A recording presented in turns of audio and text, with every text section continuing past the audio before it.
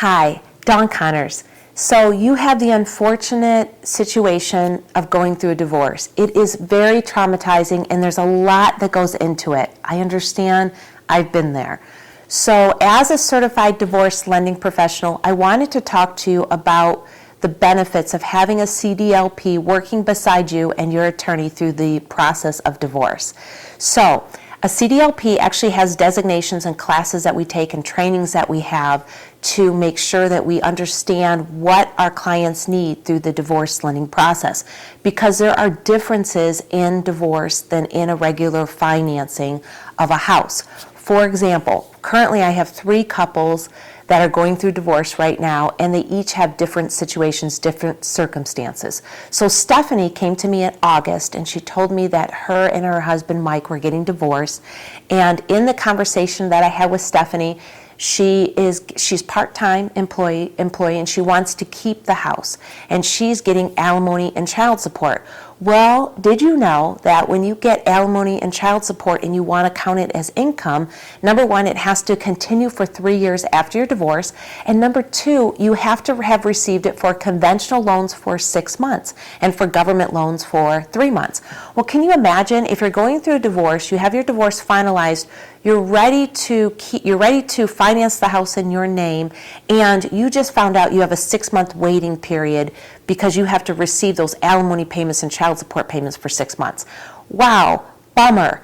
It is so smart that Stephanie came to me in August, because I was able to tell her, start receiving those payments from Mike now and getting those deposited into your accounts, into your separate account for a 6-month period, so that when the divorce is finalized, you'll have all 6-month payments already completed, already made, and it'll be very close to matching what the final divorce decree says.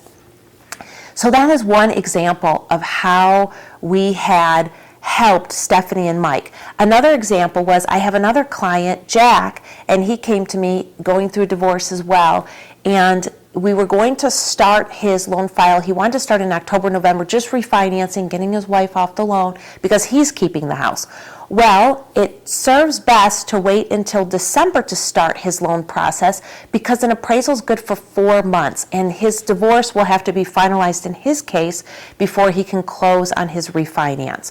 So we waited until mid to end December to start the appraisal, but we wanted to do it early enough because they really wanted to know what the value of that house is so that they could use that with their attorneys to figure out the divorce settlement and the equity buyout situation.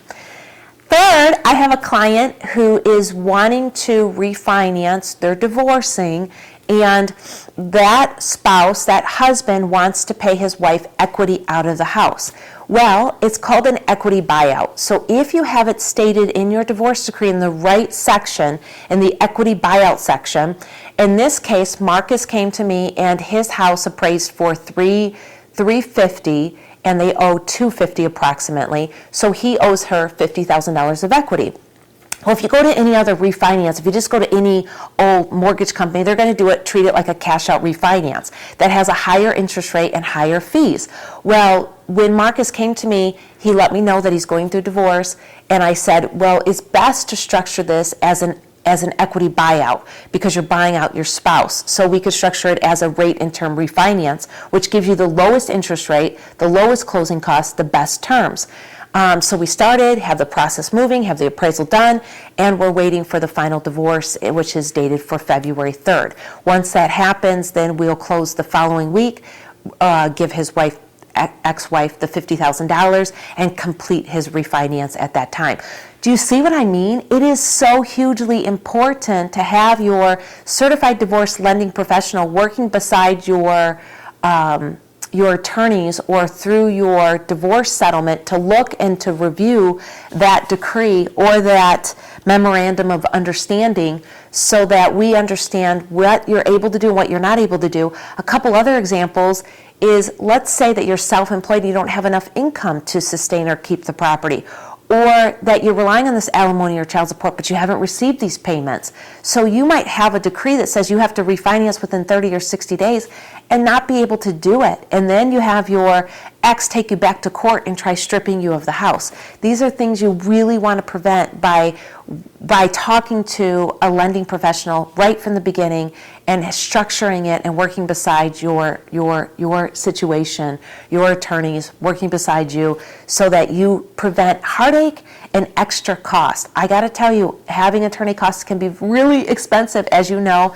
And so if you can have me be a resource to you, I'm a free resource, and then I can assist, or a CDLP, another CDLP can assist you along the way.